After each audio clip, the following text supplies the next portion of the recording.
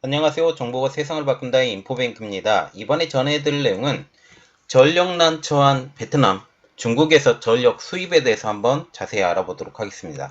여러분의 구독, 좋아요, 그리고 필요하시면 알람 설정까지 부탁드리겠습니다.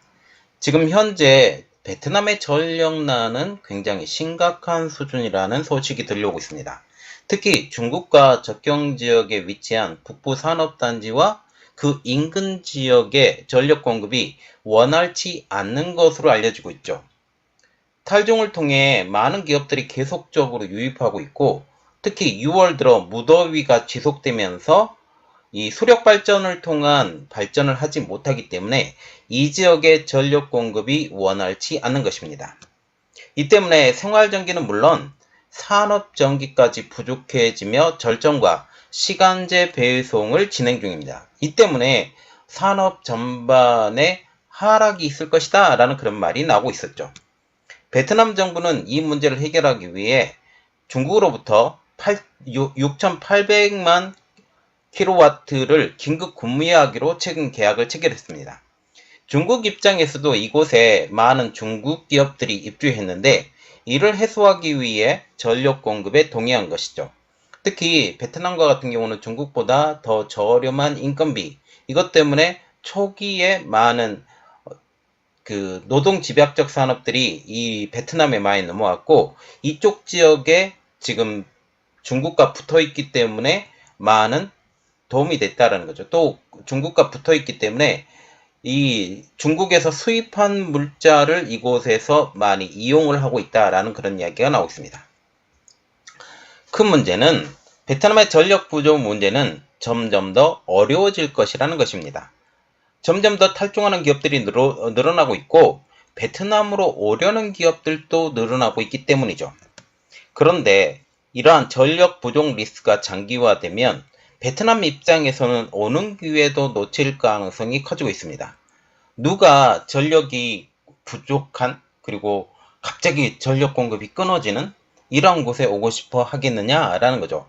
이는 지금 인도도 같은 문제가 처해졌다. 그래서 반도체 공장이 들어가지 못한다. 반도체 공장과 같은 경우는 특별히 반도체와 같은 경우 무조건 전기가 계속적으로 24시간 돌아가야 되는 상황.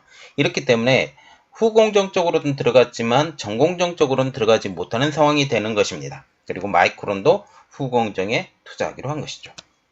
자, 그래서 이번에 알아볼 내용은 전력 난처한 베트남, 중국에서 전력 수입입니다. 중국 항구시보는 중국 남방 전력난, 그래서 전력망, China Southern Power Grid가 지난 5월 베트남이 물 부족으로 전력 부족에 직면한 상황에서 베트남 전력공사와 전력 판매 계약을 체결했다 전했습니다. 이 물 부족 국가 같은 경우는 이 물을 이용한 수력 발전을 했는데 이 수력 발전이 안 되기 때문에 전력이 부족했다라는 것이죠. 황구시보는 중국 1대1로 웹사이트의 정보를 인용해 베트남 접경지인 중국 광시 장족 자치구 둥싱에서 베트남 몽카이까지 110kW 라인을 통하여 베트남으로 전기가 송전될 것이라 보도했습니다. 지금 둥싱시와 몽카이는 강 하나를 두고 접경한 지역, 위에 중국이 있다면 밑에는 베트남이 있는 이러한 지역입니다. 중국 남방전력망의 광시발전소가 이 프로젝트의 주요 운영자로 알려졌죠. 중국은 이 라인을 통해 매달 약 6천만 킬로와트의 전기를 공급할 예정입니다. 중국 측은 연결된 장치의 안정한 작동까지 책임지기로 했죠. 그래서 전력을 보내는 것, 그리고 안정되게 보내는 것까지 중국이 책임지기로 한 것입니다. 양측의 장기적인 협력을 유지하고 전력에 대한 장기적인 협력과 구매 메커니즘을 구축하기로도 합의를 했습니다. 중국으로부터 매달 총 6,800만 킬로와트 전기가 이제 새로 공급되면 지금 현재 가장 위험한 정전 문제가 어느 정도 해결될 것으로 보고 있습니다. 자, 그런데 우리가 좀 더 깊이 들어갈 내용은 첫 번째로 고질적인 전력난에 시달리는 베트남입니다.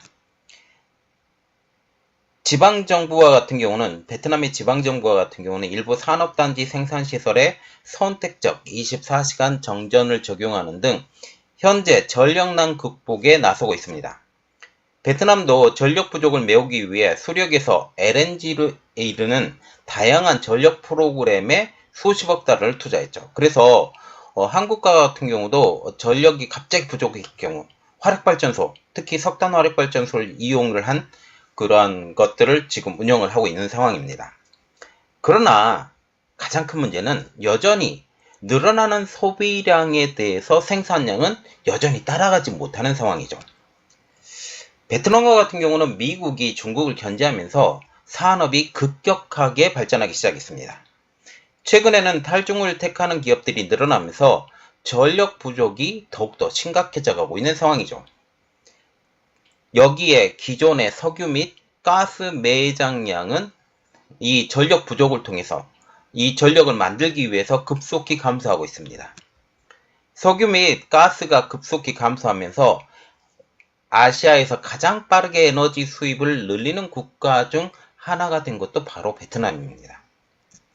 베트남의 전력 수요는 향후 10년간 매년 10에서 12%씩 증가할 것으로 예상되고 있습니다. 반면에 전력 생산량은 이에 한참 미치지 못하는 연평균 5.7% 증가에 그칠 것으로 예상되고 있기 때문에 전력 수급 차질은 여전히 한 10년 이상 지속될 것으로 예측되고 있는 상황이죠. 그러면 왜 베트남이 전력 부족을 겪고 있는가? 그 이유에 대해서 한번 알아보도록 하겠습니다. 그 가장 큰 이유는 전력 인프라 부족과 신규 발전소의 건설 지연에 있습니다. 여기에 우크라이나 전쟁 영향으로 인한 에너지 가격 상승, 인플레이션, 기후변화도 악영향을 끼친 것으로 보고 있죠. 이를 해결하기 위해 베트남 정부는 다방면으로 노력을 기울이고 있습니다.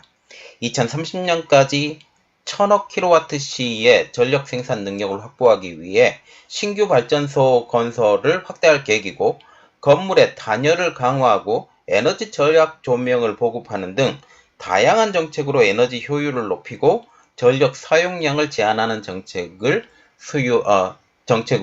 이 수요를 관리할 계획입니다. 그럼에도 불구하고 이 전력 부족이 여전히 문제가 되고 있는 것이죠. 이러한 노력에도 불구하고 전력 부족은 베트남이 지금 당면한 문제입니다. 그래서 베트남이 지금 선택하는 것은 이 부족한 전력을 무조건 채워야 되는, 공장은 무조건 돌려야 되고 이러한 공장을 돌려서 수출을 해야 되기 때문에 베트남이 지금 선택한 상황은 전력 수입입니다. 그래서 이번에 알아볼 내용은 전력 수입하는 베트남. 베트남의 전력 부족은 아주 오래전부터 시작되었습니다. 2004년 중국과 라오스에서 전력을 수입하고 있다는 것이죠. 황구시보는 베트남이 2004년부터 광시와 윈난성의 5개 채널을 통해 전기 연결선을 구축했다라고 전하고 있습니다. 이후 중국은 441억 kWh 이상의 전력을 이 광시와 윈난성을 통해 송전했습니다. 2016년 3월 광시 채널은 중단되었지만 여전히 윈난성의 채널은 계속적으로 유지하고 있고 윈난성을 통해서 전력이 계속적으로 오고 있다는 것이죠. 윈난 운하를 통해 연간 약 20억 kWh의 전기를 수입하고 있는 곳이 바로 베트남이란 사실입니다. 그리고 다시 이 광시 채널을 통해 전기 수입을 재개하게 된 것이죠. 그런데 이렇게 전력 수급을 부족해서 외부에서 수입할 정도로 지금 베트남의 전력난은 문제가 된다라고 지금 얘기가 나오고 있어서 이러한 것을 봐야 돼요. 베트남 경제 활동에 영향을 미치는 전력 부족입니다.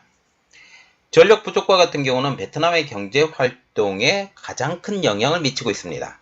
올해에는 전력 부족으로 방링성과 방장석의 산업단지에서 교대로 정전이 발생하고 있습니다. 이곳은 삼성과 폭스콘의 공장이 있는 곳으로서 삼성전자의 스마트폰, 그리고 폭스콘에서는 애플의 스마트폰의 생산이 좀 차질을 빚고 있다라는 이야기가 나오고 있죠. 수력 발전의 경우 가뭄과 같은 예측 불가능한 요인으로 작용할 수 있기 때문에 이 문제를 해결하기 위해 베트남은 석탄 화력 발전으로의 전력 생산을 강화하고 있습니다. 그래서 지금 전 세계 환경주의자에게 베트남이 타겟이 되어가고 있어요. 왜 지금 그린 혁명을 하고 있는데 너희들은 석탄 화력 발전소를 계속적으로 돌리느냐라고 얘기를 하고 있는 거죠. 그리고 네 번째로 보는 것은 전력 부족 후폭풍입니다. 결국 전력 부족과 같은 경우는 라오스와 중국에서 전기를 수입하게 되면 향후 전력 가격 상승을 초래할 수 있습니다.